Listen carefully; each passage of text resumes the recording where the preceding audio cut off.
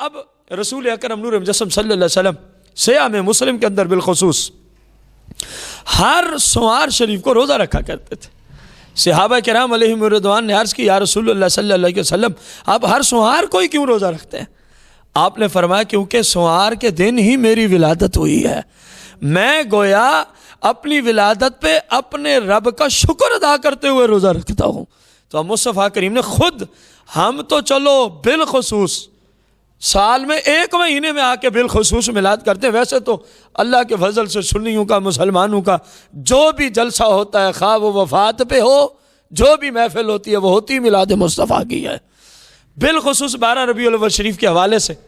اب اللہ تبارک و تعالیٰ کے حبیب نے تو ہر سوار روزہ رکھ کے صحابہ کو بتایا کہ میں اپنے آنے والے دن یعنی میلاد کا اپنے رب کی بارگاہ میں شکریہ ادا کرتے ہوئے روزہ رکھتا ہوں، شکرانے کے طور پہ۔ اب مصطفیٰ کریم نے خود اپنا میلاد منایا۔ اللہ تعالیٰ مسلمانوں کو قرآن مقدس پہ عمل کرنے کی توفیق عظیم عطا فرمائے۔